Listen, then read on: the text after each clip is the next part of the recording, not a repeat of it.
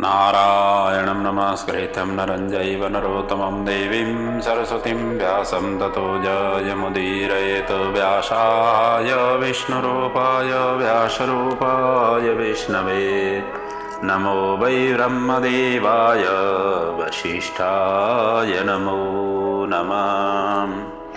यं ब्रह्मा वरुणेन्द्ररुद्रमरुतस्तुन्वन्ति दिव्यैस्तवैः वेदैः शङ्खपदाक्रमोपनिषदिर्गायन्ति यं सामगां।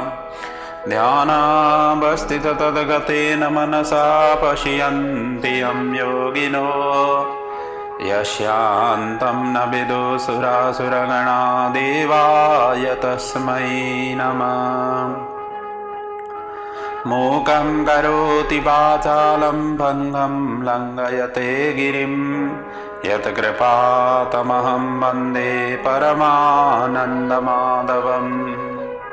गुरुर्ब्रह्मा गुरुर्विष्णु गुरुर्देवो महेश्वर गुरुर्साक्षात् परब्रह्म तस्मै श्रीगुरवे नमः। श्री शिवा महापुराण को जय। राष्ट्रदेव भगवान पशुपतिनाथ को जय। नेपाल माँ को जय। व्यास जी भगवान को जय। सद्गुरुदेव महाराज को जय। नेपाल भित्र र विश्वभरि छरिएर रहनुहुने आमा बुवा दाजुभाइ दिदीबहिनीहरूको हृदयमा विराजित राष्ट्रदेव भगवान श्री पशुपतिनाथ स्वरूप आत्मा तत्वलाई वन्दन गर्दै समस्त गुरु आचार्य श्री चरणों वन्दन गर्दै समस्त विद्वान विदुषीहरूका चरणमा वन्दन गर्दै राष्ट्रदेव भगवान पशुपतिनाथ को चरणमा समर्पित यो शिव अमर गाथालाई अब गान गर्ने क्रममा हामी अनवरत रूपले यसको चिन्तन मनन गर्दै आइरहेका छौं। अत्यन्त भावपूर्ण अत्यन्त शिव तत्त्वले भरिएको यो अमूल्य अमर गाथालाई अब गाहन गर्ने क्रममा हिजोसम्मका दिनहरूमा हामी द्वितीय रुद्र संहिताको तृतीय पार्वती खण्डमा प्रवेश हिजोदेखि गरेका थियौं। आज पार्वती खण्डको दोस्रो भागलाई अगाडि बढाउने आज्ञा र अनुमति सबै विद्वान विदुषीहरूको चरणमा वन्दन गर्दै सबैका आत्माहरूलाई वन्दन गर्दै अगाडि बढाउने जमर्को गरिरहेको छु।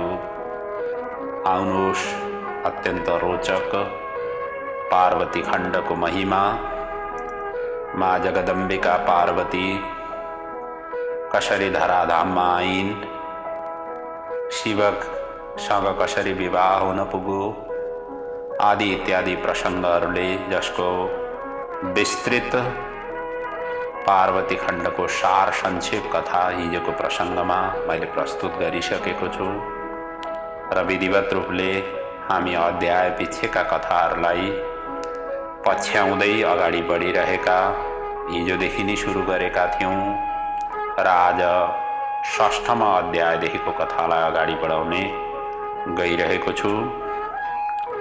हिजोको प्रसङ्गमा हिमालय र मेनाको गर्भबाट 100 पुत्रहरूको जन्म भयो, प्राकट्य भयो, जसमा सबैभन्दा ज्येष्ठ पुत्र मैनाक जो चाहिँ सबैभन्दा ज्येष्ठ र श्रेष्ठ पनि र सबै पर्वतहरूको एक किसिमले प्रतिनिधित्व गर्ने त्यस्तो किसिमको स्वरूपमा मैनाकका विषयमा हामीले चिन्तन मनन गर्दै कथालाई विराम लिएका थियौं। अब आज 100 पुत्र पश्चात जसरी मेनाले माँ जगदम्बिका समक्ष वरदान मागेकी थिइन्, मलाई 2टा वरदान प्रदान गर्नुहोस् जसमा पहिलो वरदान मेरा शक्तिशाली 100वटा पुत्र हुन् र दोस्रो वरदान थियो तपाईं नि पुत्री भएर मेरो घरमा पदार्पण गर्नुहोस्, मेरो कुल, मेरो वंश, मेरो कोखलाई तपाईले धन्य गराइदिनुहोस् भनेर यसरी प्रार्थना याचना वरदानका रूपमा मागेकी थिइन् र त्यही वरदानलाई माँ भगवतीले पूरा गर्दै 100 पुत्रहरू प्रदान गरिसकेपछि अब आफू स्वयं मेनाको गर्भमा आएको प्रसङ्ग र मेनाको जन्म भएको प्रसङ्गदेखि आजको मेनाको गर्भबाट माँ जगदम्बिका पार्वती जन्म भएको प्रसङ्ग आजको कथा प्रारम्भमा हुनेछ। त्यसपछि अगाडिका प्रसङ्गहरूमा माँ पार्वतीले कसरी बाल्यलीला, विद्याध्ययन र साथसाथमा कसरी तपस्यातिर उन्मुख भइन् आदि इत्यादिका प्रसङ्गहरू क्रमशः वर्णन हुनेछन्। आउनुहोस् विधिवत रूपले कथामै हामी प्रवेश गरौँ। 6औं अध्यायमा मेनाको घरमा माँ भगवती पार्वतीको जन्मको प्रसङ्गको वर्णन गरिएको छ। ब्रह्माजी या नारदजीलाई यो कथा श्रवण गराइराख्नु भएको छ। उता सूतजी शौनक आदि ऋषिहरूलाई नैमिषारण्यमा यो कथा श्रवण गराइरहेका छन्। ब्रह्माजी भन्नुहुन्छ ततः सा चण्डिका योगा त्यक्तदेहा पुरापितो पूर्णांश शैलचित्ते सा विवेशाय महेश्वरी। हे नारद, त्यस पछाडि आफ्नो पूर्व देहलाई त्यक्त गरेकी माँ चण्डिका, माँ भगवती, माँ जगदम्बिका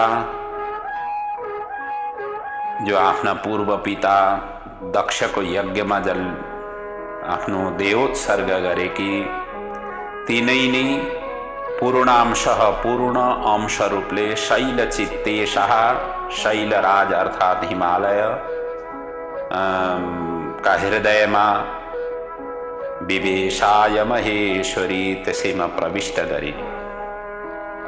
अब यो चाहिँ कार्य के थियो भनेदेखि देव कार्य सिद्धिका लागि माँ भगवती उमाले पूर्ण अंशयुक्त भएर हिमवानको चित्तमा प्रविष्ट गरिन्।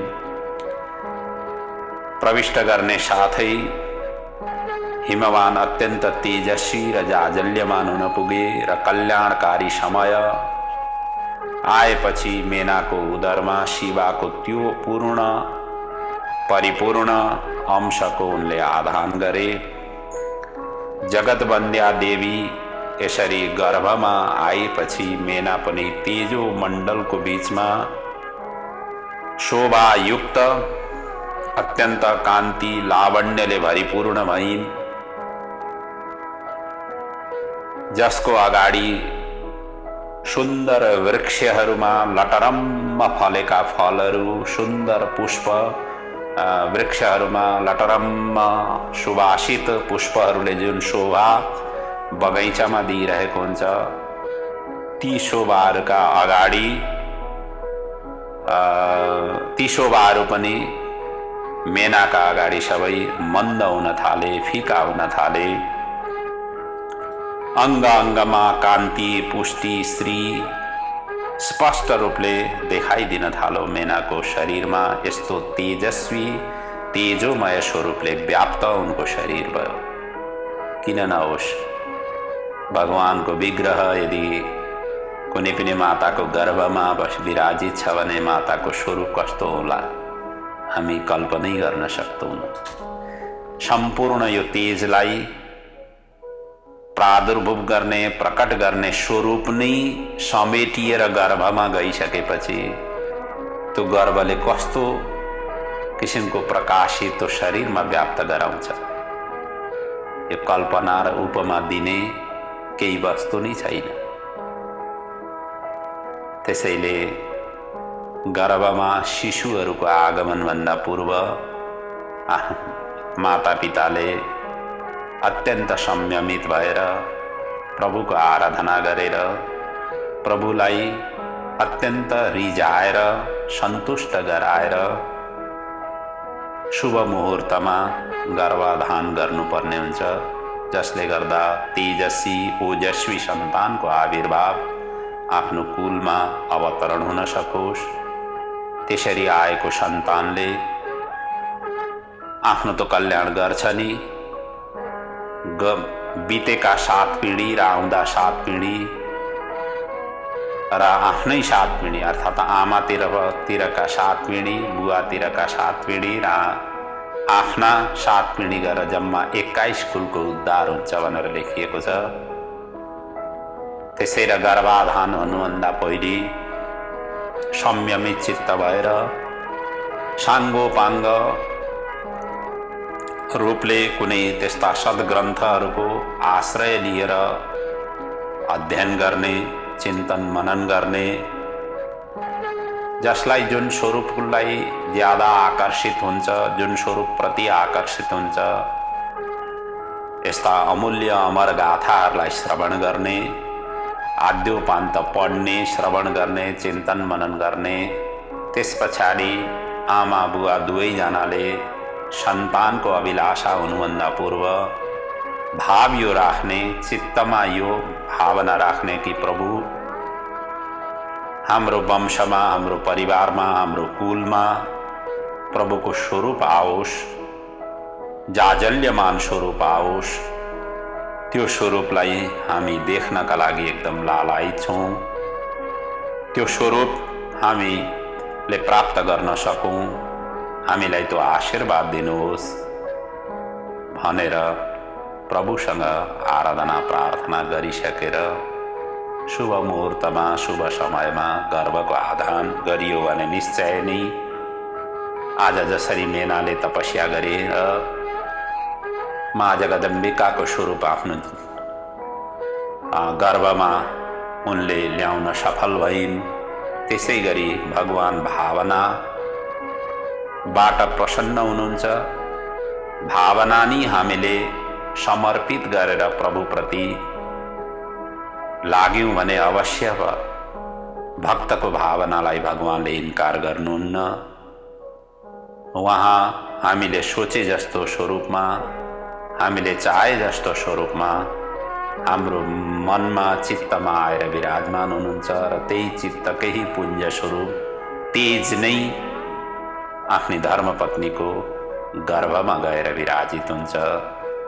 यसरी संयमित भयौं भने निश्चय नै सुयोग्य सन्तानको प्राप्ति र साक्षात भगवानकै अंश अवतार, भगवानकै स्वरूपका सन्तान हाम्रा पनि घरमा अवश्य नै पदार्पण हुने गर्छन्। भनिन्छ नि, बिस्तारै गइयो भनेदेखि पुगिन्छ, हतार गरियो भने भन्न सकिँदैन। त्यसरी सबै प्रक्रियाहरूलाई पूर्ण गरेर यदि गर्भाधान गरियो भने निश्चय नै लक्ष्य प्राप्ति हुन्छ। हतार गरियो भनेदेखि हतारमा लतार हुन्छ भनिन्छ। त्यसैले यहाँ आज गर्भमा माँ जगदम्बिका आउने साथै यति तेजस्वी स्वरूपमा भयो, यति कान्तिले व्याप्त भयो, त्यस्तो दिव्य कान्ति स्वरूप देखिसकेपछि सबै जो जति आफ्ना आफन्तहरू थिए ती सबैले त अनुभव गरि नै हालेका थिए। साथसाथमा देवताहरूले पनि अनुभव गरेर देवताहरू पनि आज मेनाको गर्भमा रहेको माँ भगवतीको स्वरूपलाई प्रार्थना गर्नका लागि मेनाको वासस्थल हिमालयमा अब पुग्दछन्। त्यसको यहाँ वर्णन गरिएको छ। विष्णु आदि देवताहरू सबै यो सबै चिज थाहा भइसकेपछि उनीहरू एकत्रित भएर हिममानको घरमा पुगे र हिममानको घरमा पुगेर अति दिव्य गर्भस्थ शिशु माँ भगवती जगदम्बिकाको त्यो स्वरूपलाई अत्यन्त भावपूर्ण भावले उहाँहरूले अब स्तुति वन्दना गर्नुहुन्छ, प्रार्थना गर्नुहुन्छ, बडा दिव्य स्तवन गर्नुहुन्छ। यहाँ देवताहरूले 5 श्लोकले यसरी तब स्तवन गरेका छन्। जुन स्तवन यहाँ गरिएको छ त्यही नै भाव श्रीमद् भागवतको 10औं स्कन्धको 2य अध्यायमा जब देवकीको गर्भमा भगवान श्रीकृष्ण आउनुभयो, देवताहरूले गर्भस्थ भगवानको वहाँ स्तुति गरेका छन्, उस्तै नै श्लोक छ। यहाँ जसरी भगवतीको यहाँ स्तवन गरिएको छ, यहाँ पनि भगवतीको सत्य स्वरूपले स्तवन गरिएको छ, जहाँ 9 चोटि सत्य स्वरूपको यहाँ व्याख्या गरिएको छ। वहाँ पनि एउटै श्लोकमा 9 चोटि सत्य शब्दको प्रयोग गरिएको छ। आउनुहोस् दुईटैको तुलनात्मक रूपले श्लोकहरूलाई हामीले चिन्तन गरौँ। दुर्गे जय जय प्राज्ञे जगदम्बे महेश्वरी सत्यव्रते सत्यपरेश त्रिसत्ये सत्यरूपिणी सत्यस्ते सत्यसुप्रीते सत्ययोने च सत्यतः सत्यवक्त्रे सत्यनेत्रे प्रपन्ना शरणं च ते। यसरी यो शिव पुराणमा माँ जगदम्बिकाको गर्भस्थ शिशुका लागि देवताहरूले प्रार्थना गरेका छन् भने उता भागवतमा पनि यही भाव, यिनै शब्दहरूले सुसम्पन्न भएको श्लोकले देवताहरूले वहाँ भगवान श्रीकृष्णको आगमनभन्दा पहिले देवकीको गर्भमा भगवान जब विराजमान हुनुभयो त्यति बेला देवताहरूले कारागारमै गएर स्तुति गरेका छन्। जुन श्लोक चाहिँ यिनै भावले मतलब समानान्तर छ। वहाँ भनिएको छ सत्यम व्रतम सत्यपरम त्रिसत्यम सत्यस्य योनि निहतम च सत्ये सत्यस्य सत्यामृत सत्यनेत्रम सत्यात्मकम त्वं शरणं प्रपन्ना। यसरी वहाँ भागवतमा चाहिँ त्यसरी स्तवन गरिएको छ। भन्नुको अर्थ यही हो, भगवान नै सत्य स्वरूप हुनुहुन्छ, संसार असत्य। त्यसैले भनिन्छ नि ब्रह्म सत्य जगन मिथ्या। जगत चाहिँ मिथ्या हो, ब्रह्म नै सत्य स्वरूप हो। ब्रह्मको स्वरूप नै सत्य स्वरूप हो। जहाँ सत्य हुन्छ त्यही विजय प्राप्त हुन्छ। त्यसैले वेदले पनि यही कुरोलाई पुष्टि गरेको छ, सत्यमेव विजयते, सत्यको नै विजय प्राप्त हुन्छ। सत्य भएन भनेदेखि विजय पनि हुँदैन। त्यसैले सत्यमा हिँड्न कलियुगका प्राणीहरूका लागि निकै कठिन छ। स्वयं धर्मका अवतार युधिष्ठिरले त त्यो कुरोलाई वहन गर्न सकेनन्। उनले पनि झुट बोल्नु पर्यो महाभारतको युद्धका क्रममा। त्यति नबोलेको थियो भने हुन त उनले झुट बोलेका थिएनन्, तर श्लेष अलङ्कारले भरिएको त्यसरी वाक्य बोल्दाखेरि त मतलब स्वयं धर्मराजले त्यसरी आचरण गर्नु पर्यो। हामी त धर्मराजका अवतार छैनौँ। हामी कसरी संसारमा कसरी जिरहेका छौँ, भोगिरहेका छौँ, हामी सबै यथार्थ छौँ। हामीले कति कहाँ कसरी असत्य बोल्नुपर्छ, कहाँ झुट कपटको सहारा लिएर हामी व्यवहार गरिरहेका छौँ। भनिन्छ नि भगवान सत्यको नजिक हुनुहुन्छ। सत्यको पालन गरियो भनेदेखि भगवान पनि नजिक हुनुहुन्छ। सत्यलाई छोडियो भने भगवानले पनि छोडिदिनुहुन्छ। सत्यनारायणको व्रत कथा हामीले सुन्छौँ, सत्यनारायणको व्रत कथा पनि लाउँछौँ, त्यहाँ त्यही त भनिएको छ। सत्यको पालना गर्दाखेरि कल्याण भएको छ। जसले सत्यको पालन गर्न सकेनन् उनले दुःख भोग्नु पर्यो। हामी दुःख भन्छौँ, दुःख भोग्नुभन्दा पहिले हाम्रा आचरण कस्ता छन्। आचार परमो धर्म धर्मस्य प्रभुरच्युत। हाम्रा आचार विचारहरू कस्ता छन्, तिनी आचार विचारकै प्रतिफल स्वरूपले हामीले फलहरू भोगिरहेका हुन्छौँ। हामीहरू पछि देख्दैनौँ न, तत्काल प्रतिक्रिया हामीहरू चाहन्छौँ। रातों रात लम्बे दाढी भन्छ हिन्दीमा। तुरुन्तै हामी चाहिँ प्रतिफल चाहन्छौँ। जबकि यस्ता कथा पुराणहरू सुन्दाखेरि बडा आश्चर्य लाग्छ। कति लामो समयसम्म तपस्या गरेर मात्रै उनीहरूले फल प्राप्ति गरेका छन्। चाहे देवता हुन्, चाहे दैत्य हुन्, चाहे ऋषिमुनिहरू हुन्, जुन उनीहरूले स्वरूप प्राप्त गरे, जुन आज त्रिलोकमा उनीहरूको गान गरिन्छ ग्रन्थहरूमा, उनीहरूको जीवनी एकचोटि उठाएर हेर्नुहोस् न, सबैको जीवनी के कस्तो छ। कति उनीहरूले सङ्घर्ष गरे, कति तपस्या गरे, पूर्व जन्ममा उनीहरू के थिए। देवी भागवतमा धेरै कुराहरू लेखिया छ। हामी जुन जुन पौराणिक पात्रहरू हामी सुन्छौँ, बोल्छौँ र उनीहरूका उदाहरण दिने कोसिस गर्छौँ, जति पनि कथा अभ्यासहरू हुनुहुन्छ, ती सबै पात्रहरूको पछिल्लो जन्म हेर्नुहोस्, पूर्व जन्ममा उनीहरू के थिए र उनीहरूले कसरी श्रापित भएर यो जन्ममा यसरी आए, आदि इत्यादिका प्रसङ्गहरू अत्यन्त विस्तृत रूपले देवी भागवतमा उल्लेख गरिएको छ। एकचोटि देवी भागवत पढ्नै पर्ने ग्रन्थ छ, मनन गर्नुपर्ने नै ग्रन्थ छ। समय मिलो यसै जीवनमा कोसिस गर्नुहोला।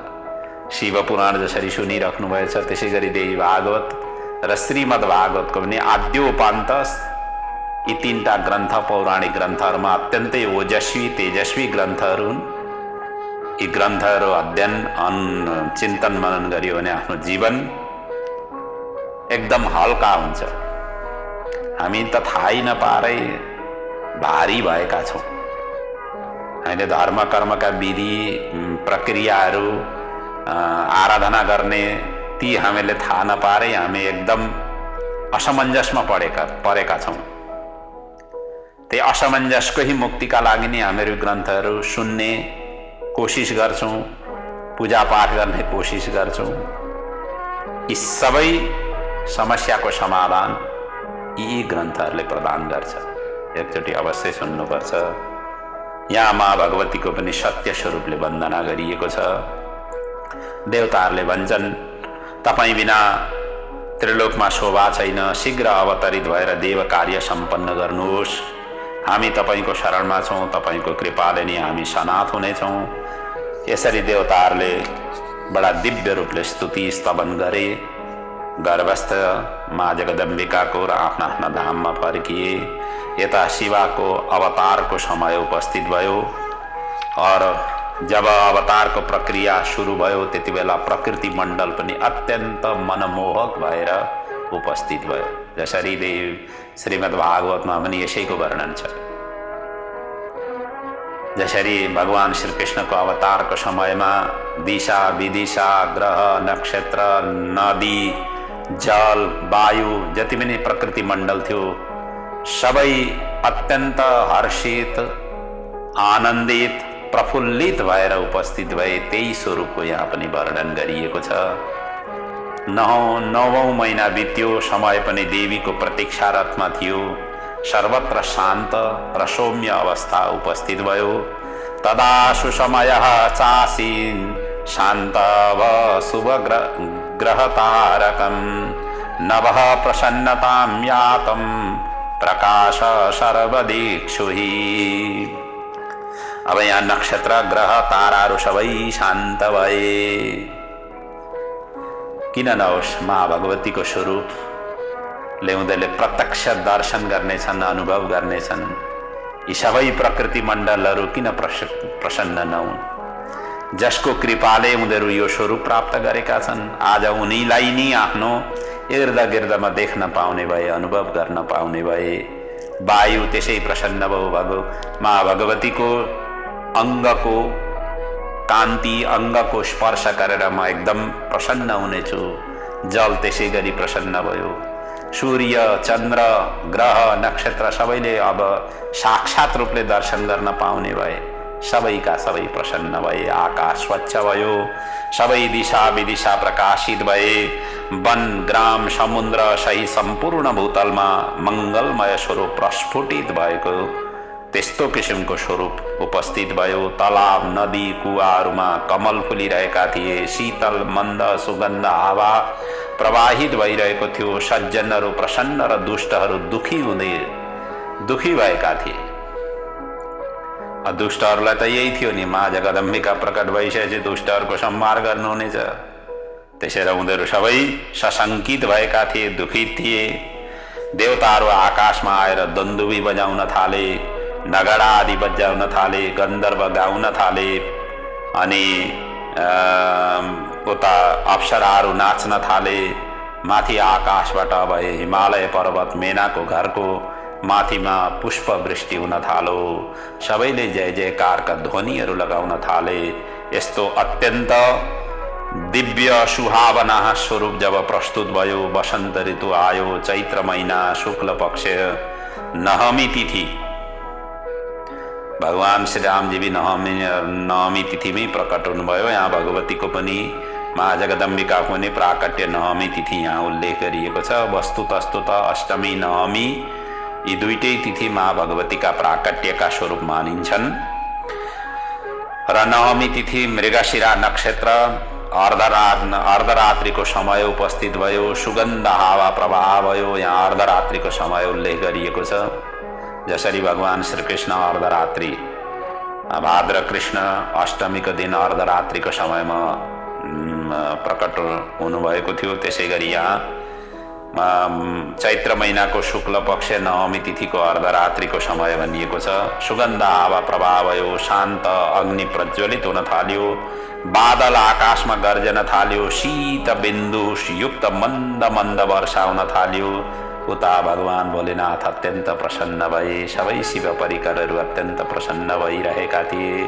यस्तो दिदीप्यमान स्वरूप हाम्रा पनि सन्तानहरू जन्मिँदाखेरि प्रकृति यसै गरी शान्त हुन पुगोस्, सबै आफन्तहरू प्रसन्न हुन्, सबै वातावरण त्यस्तो शान्तमय वातावरण सिर्जना हुन सकोस्। हामी पनि त्यस्तो तपस्या गरौँ। गर्भस्थ शिशु आउनुभन्दा पहिले, धराधाममा आउनुभन्दा पहिले हामी पनि त्यस्तो पुण्य गरौँ जसले गर्दाखेरि यस्तो किसिमको वातावरण हाम्रा पनि घरमा सन्तानहरू जन्मिँदाखेरि उपस्थित हुन सकोस्। अनि माँ भगवती आफ्नै स्वरूपमा मेनाको अगाडि प्रकट भइन्। आकाशबाट पुष्प वृष्टि हुन थालो। मेनाको अगाडि आफ्नै स्वरूपमा प्रकट भइन्। तस्मिन्नेवासरे देवी पूर्वशक्ति शिवा सती आविर्बभूव पुरतो मेनया निजरूपत। आफ्नै रूपले मेनाको अगाडि आविर्बभूव प्रकट हुनुभयो। वसन्त ऋतु मघौ मासे नमाभ्यां मृगदृश्यके अर्धरात्रे समुत्पन्ना गङ्गेव शशिमण्डलात्। यसरी माँ भगवतीको ती मेनकाका अगाडि प्रकट हुनुभयो। बोलिए जगदम्बा मात की जय, पार्वती मात की जय, माँ जगदम्बिका मात की जय। कति आनन्द भयो होला।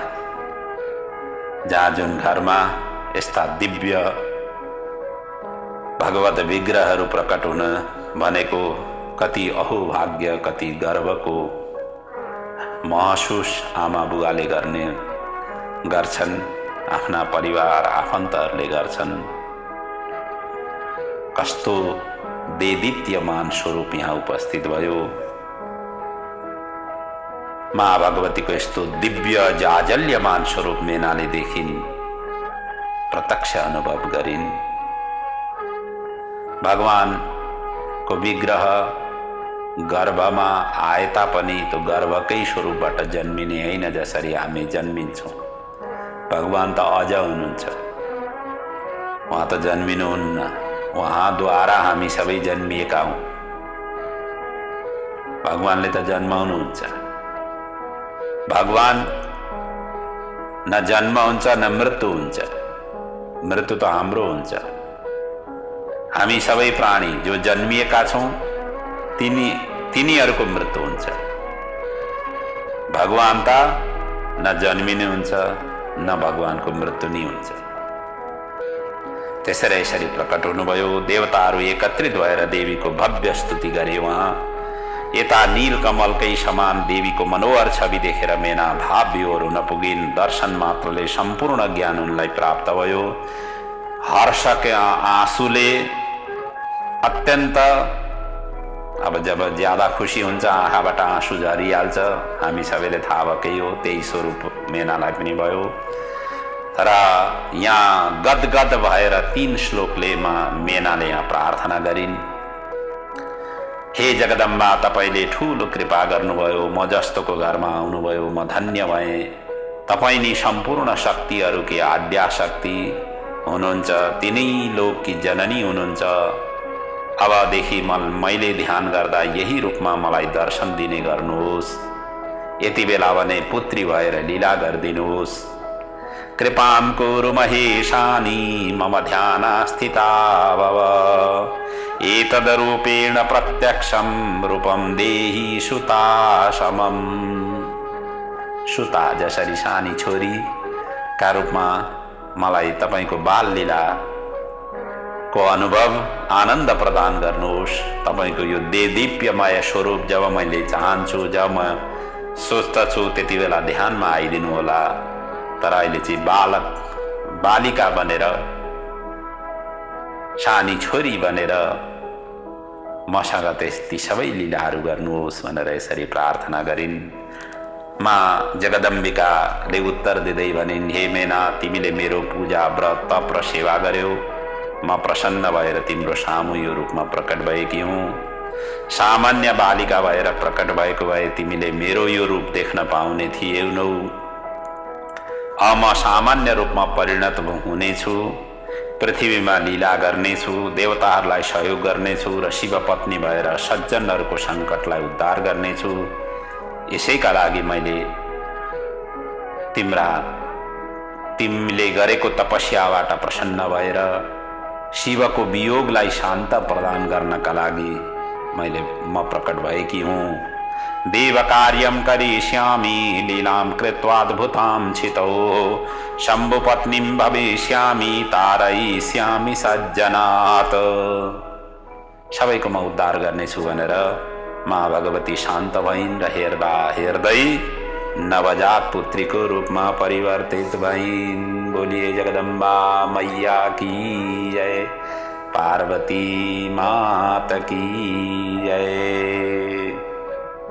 यही वर्णन उता भगवान श्री कृष्ण को जन्म हुँदा यही प्रकारको वर्णन छ। वहाँ भगवान प्रकट हुनुभयो कारागारमा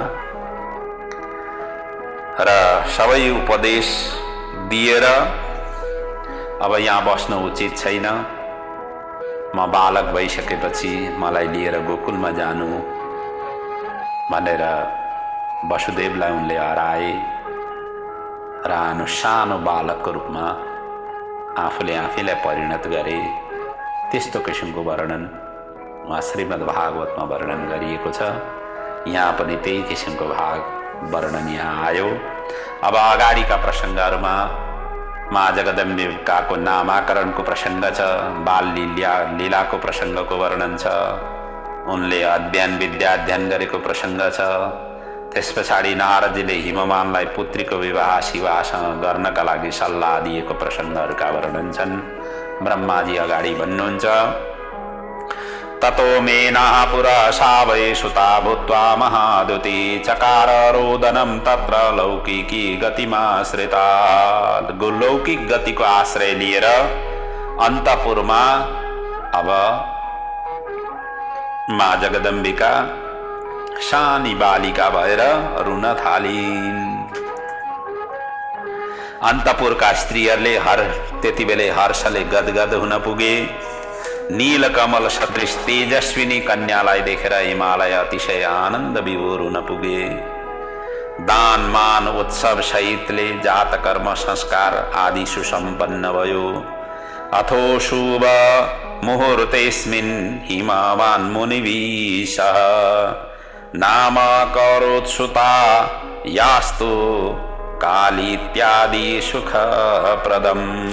अब शुभ मुहूर्त उत्पन्न भइसकेपछि हिमवानले मुनिहरूका साथमा रहेर महाजगदम्बिकाको नामाकरण गरे। नामाकरण संस्कार भयो। आजकल त नामाकरण संस्कार हस्पिटलमै हुन थाल्यो। सबै संस्कारहरू लुप्त हुँदै गइसके। हामी कहाँ कता कुन रूपमा पुगिसक्यौँ हामीले सोच्नुपर्ने, चिन्तन गर्नुपर्ने बेला आइसकेको छ। नामाकरण संस्कारको फाइदा के छ? सबैभन्दा पहिलो फाइदा भनेको जन्मिएको जातक बालकको पहिलो पूजा हो। उनको नामबाट धराधाममा आइसकेपछि पहिलो पूजा नै नामाकरण संस्कार हो। तीदेखि संस्कारहरू सुरु हुन्छ। आजकल त अब संस्कारहरू त सबै लुप्त हुँदै गए। आमा बुवा नि प्रेयरबाट वञ्चित हुँदै गए। सबै बिजीका बिजी। बिजी भरै त नगरिया होला, या अब धन नभएर त अवश्य होइन। धन त सबैसँग भइ नै रहेकै छ, प्रभुले दिएकै हुनुहुन्छ। भनिन्छ नि, जसको जसको स्थिति छ, जसको जस्तो स्थिति छ त्यही अनुसारले गरिने हो। ठुलाका घरबाट पनि कन्यादान हुन्छ, साना झुपडीका घरबाट पनि कन्यादान हुन्छ। आखिर हुन त हुन्छ नि कन्यादान। ठुलाको घरको ठुलै प्रकारले कन्यादान हुन्छ, साना घरको सानै प्रकारकै कन्यादान हुन्छ। त्यस्तै हो पूजा अर्चना पनि। आफूले सकेको गरिने हो।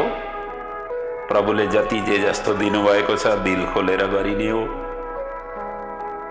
प्रभुले दिनुभएको छैन भने प्रभुसँग माग्ने हो। माग्ने यदि माग्नै पर्यो भनेदेखि प्रभुसँगै माग्ने हो, संसारसँग माग्ने होइन। संसारसँग मागेको वस्तुहरू सबै दुःख दिलाउने हुन्छन्। ती सामग्रीहरू प्राप्त गरे, संसारबाट प्राप्त भएका सामग्री मागेर प्राप्त गरेका सामग्रीहरूले आफूलाई कल्याण गर्दैनन्। ती सबै दुःख दिने हुन्छन्, ती अस्थायी हुन्छन्, ती सबै नाशवान हुन्छन्। प्रभुसँग मागेका कुराहरू त अविनाशी हुन्छन्, नाशै हुँदैनन् र स्थायी हुन्छन्। त्यसैले जहिले पनि माग्नै पर्यो भने माग्न त्यसै पनि कसैका अगाडि माग्नु नपरोस्, त्यस्तो किसिमको जीवनमा आउँदै नआओस्। यदि माग्नै पर्यो भने प्रभुसँग माग्ने हो, दुनियादारीसँग माग्ने होइन, संसारसँग माग्ने होइन। अगाडि संसारका अगाडि हात फैल्यायो भनेदेखि सबैले दबाउँछन्, सबैले हेप्छन्। सबैभन्दा कमी कमजोरी आफूलाई त्यस्तो दृष्टिकोणले, हेय दृष्टिकोणले हेर्दछन्। र माग्नै पर्दा प्रभुसँग माग्ने हो, संसारसँग माग्ने होइन। र यहाँ हिममुनिहरूका साथमा आफ्नी कन्याको नामाकरण गर्दै काली राखे। माँ जगदम्बिकाको नाम त यहाँ काली पो राखे त। काली इत्यादि सुख प्रदम। यसरी काली राखे। अनि कुलोचित नामले बन्धु बान्धवले उनलाई पार्वती भन्न थाले। पर्वतकी पुत्री भएको हुनाले पार्वती भन्न थाले। अनि पछि उनको नाम उमा पनि राखियो। नामाकरण संस्कारको ठुलो उत्सव भयो। दान मान सम्मानले सुसम्पन्न भयो। द्विज भिक्षुक याचकहरूलाई सम्मानित गरियो। जहाँ जसलाई जति जे चिजहरू चाहिन्थ्यो, यस्ता जब संस्कार गरिन्छन् हात खुल्ला गरेर दान दक्षिणा आदि गर्नुपर्छ। सामनेवाला दिएको वस्तुहरू सामनेवालाले राम्ररी प्रयोगमा ल्याउन सकोस्, त्यस्ता चिजहरू दान दिनुपर्छ। दान दिएको वस्तु बडा एकदम हर्ष उल्लासका साथमा प्रयोगमा ल्याउन सकोस्, त्यस्ता वस्तुहरूको दान दिने। एउटै दिने तर राम्रो दिने, त्यो कोसिसमा गर्नुपर्छ। र दिएको वस्तु उसले सम्झिरहोस्। जबसम्म त्यो वस्तु प्रतिक्रिया जसले लिएको छ उसले देखिरहो, सम्झिरहो, त्यस्तो किसिमको भइरह्यो भनेदेखि उसलाई सम्झना हुन्छ यो प्रसङ्गमा यो घरबाट, यो परिवारबाट यो दानमा मिलेको हो भन्ने थाहा उनलाई भइरहन्छ। दिमाग र मानसपटलमा त्यसरी आउन सकोस्, त्यस्ता वस्तुहरू दिनु श्रेष्ठ हुन्छ। हुन त दानमा अनाजलाई सबैभन्दा पहिलो, अन्नलाई सबैभन्दा पहिलो प्राथमिकता दिइएको छ। अन्नदान अन्नदानम महादानम दानानाम दान उत्तमम, यही शिव पुराणमा आउँछ। अगाडिका प्रसङ्गमा कति छ यहाँ प्रसङ्गहरू। शिव पुराणमा त यति प्रसङ्गहरू वर्णन छन्, कहाँ कस्ता के किसिमका दानले के हुन्छ कसो हुन्छ सबै वर्णन छ। जहाँ जहाँ प्रसङ्ग आउँछ ती व्याख्या गर्दै जाउँला। यसरी यहाँ भिक्षुकहरू याचकहरूलाई बडा सम्मानित गरेर दान प्रदान गरियो। बाल्यकाल, त्यस पछाडि पार्वती मैयाको बाल्यकाल प्रारम्भ भयो, नामाकरण हुन साथ। अब यहाँ धेरै लामो प्रसङ्ग छैन, जसरी भगवान श्रीकृष्णको बाल्यकालको निकै लामो प्रसङ्ग वर्णन गरिएको छ भागवतमा, यहाँ त्यस्तो किसिमको छैन। यहाँ बाल्यकाल संक्षेपमा छ, विद्याध्ययन पनि संक्षेपमा छ। त्यस पछाडिका जुन तपस्याका प्रक्रियाहरू छन् ती चाहिँ एकदम लम्बा चौडा प्रसङ्गहरू छन्। त्यसरी बाल्यकाल जब प्रारम्भ भयो, घुट्नाको बलहरूमा अब यताउता सबै आफ्ना सखीहरूका साथमा खेल्ने घुम्ने त्यो किसिमको भयो। अनि अलिकति ठुली भइसकेपछि सखीहरूका साथमा गङ्गाजीको तटमा जाने। अब हिमालयकै किनारमा गङ्गाजीको तटमा जाने, बालुवाको साथमा, बगैँचाहरूमा, कन्दुकको साथमा सबैलाई आनन्दित गराउँदै बिताउन थालिन्। कहिले कन्दुक खेल्ने, भकुण्डो खेल्ने, कन्दुक भन्छन् भकुण्डोलाई, बर बगैँचाहरूमा गएर सखीहरूका साथमा उनीहरूलाई पनि आनन्दित दिलाउँदै भगवानको विग्रहका साथमा आफू रहियो भनेदेखि स्वतः आफूलाई तो बुद्धि विवेक आफूभित्र प्रस्फुटित हुन पुग्छ। सज्जनको साथमा बसिसकेपछि व्यक्ति जस्तै सुकै दुर्जन भए पनि उसको स्वतः अन्तःकरणदेखि सबै चिजहरू, अङ्ग प्रत्यङ्गहरू सबै सज्जनमयतिर उन्मुख हुन्छ। दुष्टहरूको बीचमा बसियो भनेदेखि दुष्ट प्रवृत्तिकै भावनाहरू त्यस्तो अङ्ग प्रत्यङ्गमा मतलब प्रविष्ट हुन पुग्छन्। त्यसरी त भनिन्छ गजडीकै साथमा आनन्द लिन्छ, जो व्यसनीकै साथमा आनन्द लिन्छ। व्यसनीलाई व्यसनीले नै आकर्षण गर्छन्, साधु सन्तलाई साधु सन्तहरूले नै आकर्षण गर्छन्। विद्वानहरूकै बीचमा बस्न मन पराउँछन्, मूर्खहरूकै जमघट गरेर बस्नलाई मन पराउँछन्। तो जो जस्तो मतलब जैसा रङ जैसा सङ्ग वैसा ही रङ भनेकै छ। जस्तो सङ्ग भयो त्यस्तै रङ आउँछ। अब यहाँ माँ जगदम्बिकाका जति पनि सखीहरू थिए ती बडा आनन्दित प्रफुल्लित हुन्थे। क्यों न हो माँ साक्षात भगवती विश्वम्बरा, विश्व जगत वन्दनिया, विश्वको भरण पोषण गर्ने माँ अन्नपूर्णा, माँ जगदम्बिका का साथमा जसले खेल्न र लीला गर्न जसले अवसर पायो ती कति आनन्दित भयो होला। त्यस्तै आनन्दको यहाँ वर्णन छ। र अगाडि नदीका किनारमा गएर, गङ्गाजीका किनारमा गएर, अलकानन्द मन्दाकिनीका किनारमा गएर बालुवामा शिवलिङ्ग निर्माण गरी बाल्य सुलभता जन्य केली गर्दै त्यसरी समय बिताउन थालिन्। अथ देवी शिवा साचोपदेशे समये मुने पपाठ विद्याशो प्रीत्या यत चित्ता च सद्गुरु।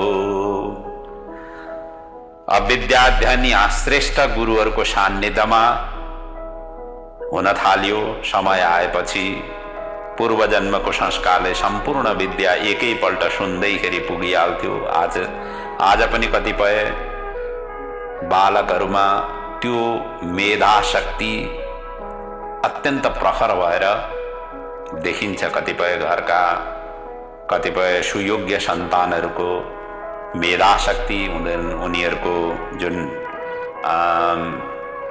जुन स्मरण शक्ति हो, जुन ज्ञान प्राप्त गर्ने शक्ति हो, एकचोटि गुरुले भनेको, टिचरले भनेको कुरो सीधा उनको दिमागमा पसिहाल्छ। बार बार घोटिराख्नु पर्दैन। कतिपय बालकहरूमा त्यो बुद्धि, त्यो प्रखरता हुन्छ प्रभुकै देन हो, प्रभुकै कृपा हो। त्यस्ता बालकहरू, त्यस्ता सन्तानहरू अत्यन्त उच्च ओहदामा अगाडि गएर पुग्न त निसन्देह नि छ। त्यस्ता बच्चाहरू एकदम प्रतिभाशाली भएर अगाडि बढ्छन् नि। आफ्ना पनि सन्तान त्यही हुन्। सुयोग्य समयमा आएका सन्तानहरू निश्चय नि सबै गुणहरू उनीहरूका गुण सानैदेखि नै देखिन थाल्छन्। भनिन्छ नि, हुने बिरुवाको चिल्लो पाप। बिरुवा यदि रुख गाछी बनेर फलफुल दिनेवाला त्यस्तो किसिमको वृक्ष छ भनेदेखि सानैमा त्यो वृक्षले चाहिँ अत्यन्त त्यो यस्तो मजाले त्यो निस्किन्छ बिरुवा, जसले गर्दाखेरि सबै थाहा पाइहालिन्छ यो वृक्ष चाहिँ एकदम सबै कुछ दिनेवाला वृक्ष हुनेछ भन्ने सबैलाई थाहा हुन्छ। त्यस्तै किसिमको स्वरूप यहाँ माँ जगदम्बिका भयो। गुरुहरूको सान्निध्यमा रहेर त्यसरी उनले विद्या अध्ययन गरिन्। अल्प समय नै पार्वतीले सम्पूर्ण विद्या अध्ययन गरिन्। जसरी भगवान श्रीकृष्णले पनि अल्प समय नै विद्या अध्ययन गरेका थिए सान्दीपनि मुनिको आश्रममा रहेर। अब त्यसरी विद्या अध्ययन गरिसकेपछि हिमालयकै घरमा बसेर माँ जगदम्बिका अब अगाडिका दिनचर्याहरू बिताइरहेकी थिइन्। एक दिन यस्तो भयो, शिवजीको प्रेरणाले यहाँ ब्रह्माजी नारदजीलाई भनिराख्नु भएछ, तिमी नारद हिमालयको घरमा गयौ, हिमालयले तिमीलाई भव्य स्वागत सत्कार गरे। अन्त्यमा भाव विभोर हुँदै आफ्नी कन्याको भविष्यको विषयमा उत्सुकता हुँदै उनले प्रश्न गरे। हिमालयले तिमीलाई यसरी प्रश्न गरे, मत्सुता जातकं ब्रूहि गुणदोष समुद्भवं कस्य प्रिया भाग्यवती भविष्यति सुता मम। हे नारदजी, तपाईँ त सर्वज्ञ हुनुहुन्छ। पुत्रीको कुण्डली अनुसार गुणदोष सहित कसकी प्रिया हुनेछन् बताइदिनुहोस्। यसरी हिमालयले तिमीलाई प्रश्न राखे र तिमीले के उत्तर दियौ? नारदजी ब्रह्माजी भनिराख्नु भएको छ, तिमीलाई सबै थाहा भइहाल्यो, तिमी गएकै थियौ। नारदजीलाई यहाँ बताइराख्नु भएको छ, तिमीले नि पार्वतीको हस्तरेखा हेरेर यसो हात हेरेर त्यस पछाडि तिमीले भनिदियौ, हे शैलराज मेनाथ, तपाईकी पुत्री सर्वगुण सम्पन्न, चन्द्रकला समान, समस्त शुभ लक्षण युक्त, पतिलाई अत्यन्त सुख दिनेवाली, माता पिताको कीर्ति यसलाई बढाउने, त्रिलोकै नारीहरूमा ज्येष्ठ श्रेष्ठ, सज्जनहरूका लागि सुखदायिनी, दुष्टहरूका लागि विनाशकारिणी आदि विलक्षण प्रतिभाहरूले सुसम्पन्न यी हुनेछिन्।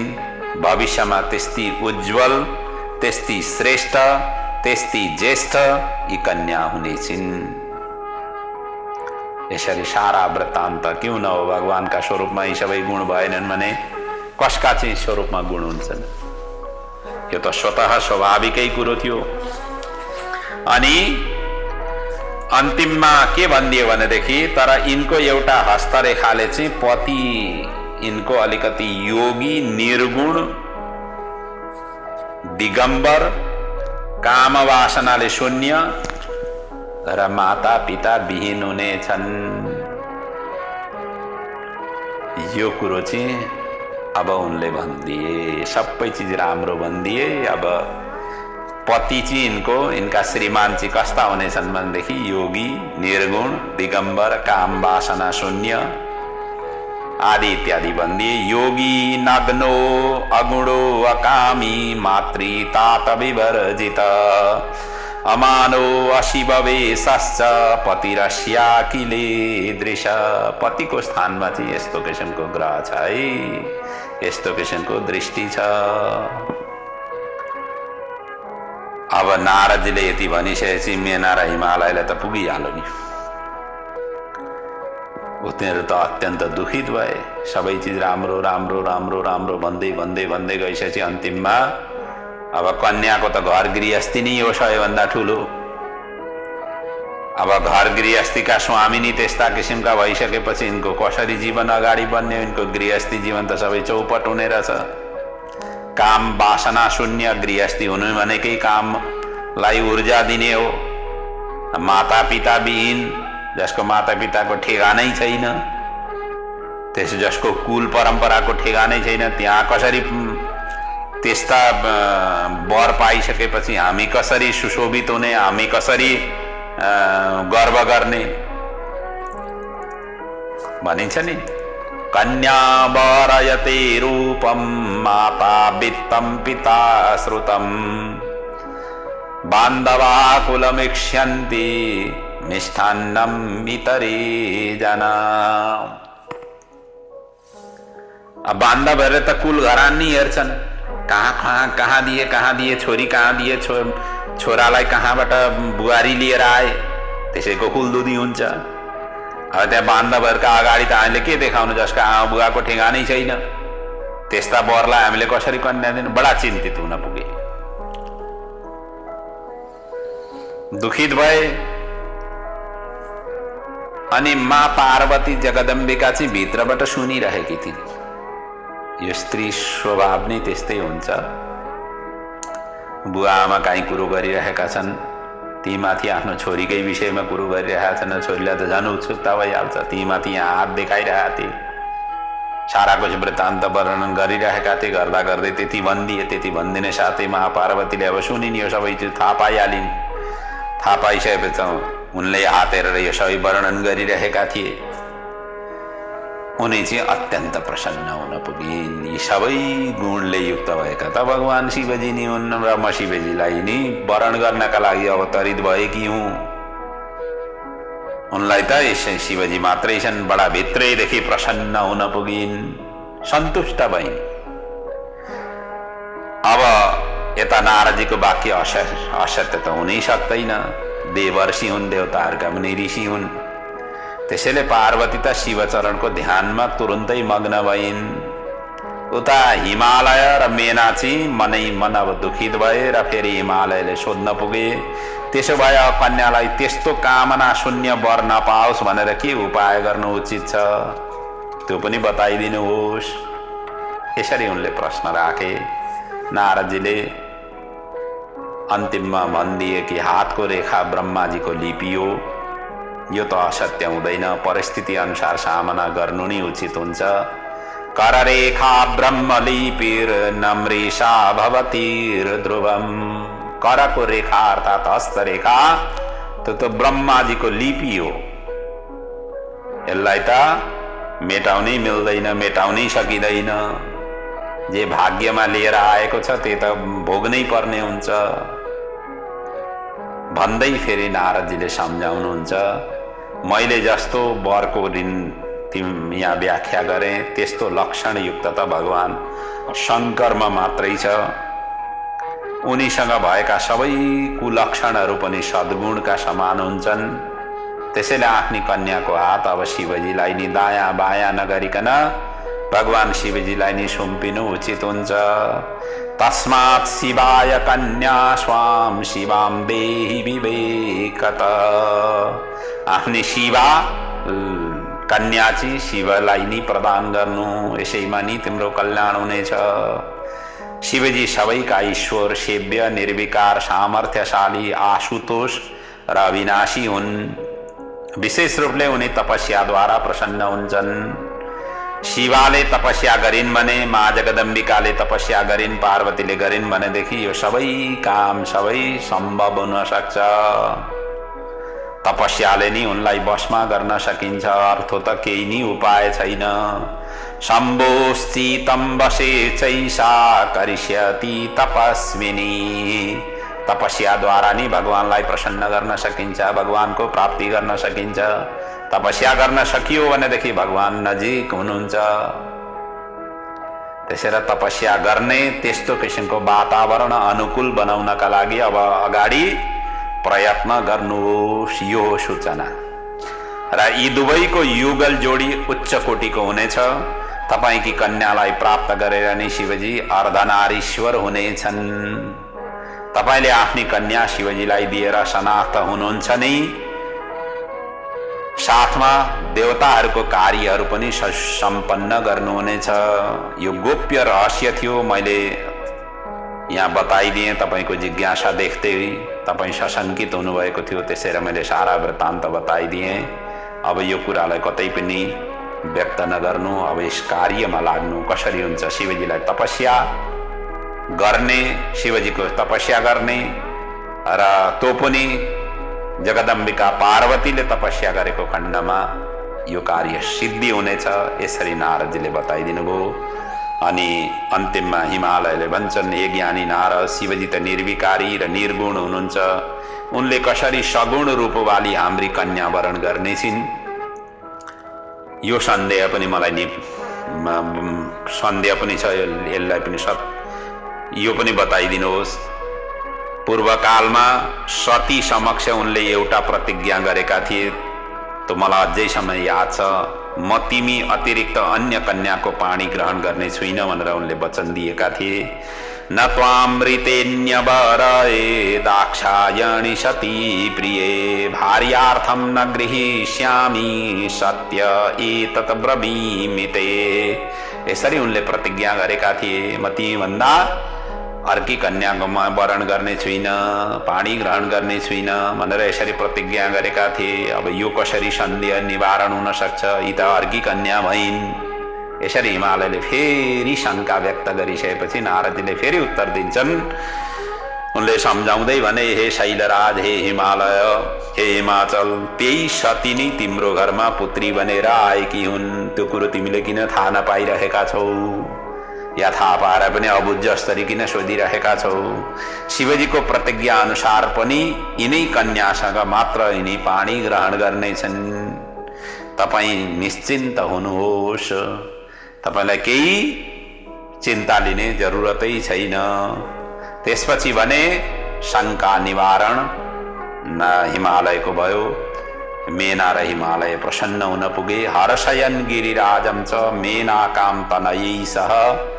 आफ्नी कन्या साथमा यिनीहरू सबै हर्षित भए, हर्षान्वित हुन पुगे। नारदजीलाई यहाँबाट धन्यवाद पनि उनीहरूले प्रदान गरे। यसरी नामाकरण, बाल्यकाल, विद्याध्ययन र नारदजी वहाँ उपस्थित भएर सारा वृत्तान्त बताइसकेपछि हिमालय र मेना अत्यन्त प्रसन्न, अत्यन्त भावविभोर हुन पुगे। आज हामी धन्य भयौँ, सनाथ भयौँ र हामीले जन्म लिएको सनाथ हुन पुग्यो। भगवान शिवजीलाई आफ्नी छोरी दिन पाउनु भनेको त अत्यन्त श्रेष्ठ र आफ्नो कुल वंश धन्य हुनेछ भनेर उनीहरू अत्यन्त प्रफुल्लित हुन पुगे। अब यहाँ हिमालय र मेना, पार्वती सबै प्रफुल्लित भएका छन्। अब अगाडिका प्रसङ्गहरू पनि हामी प्रफुल्लित नै हुँदै बाँकीको कथा प्रसङ्गलाई चाहिँ भोलिका प्रसङ्गहरूमा हामीहरू श्रवण गर्नेछौँ, चिन्तन मनन गर्नेछौँ। आज समयले यहीँसम्म साथ दियो र आज धेर कथा पनि गर्न पाइएन, सकिएन, समय अभाव भइहाल्यो। 8औं अध्यायसम्मको कथा हामीले यहाँ चिन्तन मनन गऱ्यौँ। 55 अध्यायले भरिएको छ यो पार्वती खण्ड। कथा यही कछुवा गतिमा हिँडो भनेदेखि त कति भाग हुने हुन्छ पार्वती खण्ड। अब भोलिदेखिका प्रसङ्गमा अलिकति कथालाई अगाडि बढाउनेछु र आजको कथालाई यहीँ विश्राम लिने अनुमति माग्छु। भगवान पशुपतिनाथको चरणमा समर्पित यो अमर गाथा हामी सबैको जीवनमा सुमधुर ल्याउन, सुभाषित ल्याउन, हाम्रो जीवनलाई सुमधुर बनाउन, हामीले गरेका सबै कार्यहरूलाई सुभाषित गराउन सफल हुन्। भगवान शिवजीले हामी सबैलाई कल्याण गरून्। हामी जहाँ रहे पनि भगवान पशुपतिनाथ हाम्रा हृदयमा छन्, हाम्रा मानसपटलमा छन् र तिनै शिवजीको अनन्त आशीर्वाद, अनन्त कृपाले नै हामी सबै सधन्य भएका छौँ र हुनेछौँ। र शिव पुराणको यो अमर गाथालाई श्रवण गरिसकेपछि त हामी स्वतः अमर हुने नै छौँ। यस्तो महान कृति, महान ग्रन्थको आजको प्रसङ्गलाई भगवान पशुपतिनाथकै चरणमा समर्पित गर्दै र आफ्नो वाक् पुष्पलाई भगवान पशुपतिनाथकै चरणमा समर्पित गर्दै म पूर्ण गर्ने आज्ञा माग्दछु। हामी सबैको कल्याण पशुपतिनाथले गरून्, भगवान शिवजीले गरून्, माँ जगदम्बिकाले गरून्। ओम पूर्णमदः पूर्णमिदं पूर्णात् पूर्णमुदच्यते पूर्णस्य पूर्णमादाय पूर्णमेवावशिष्यते। ओम शांति शांति शांति। ओम।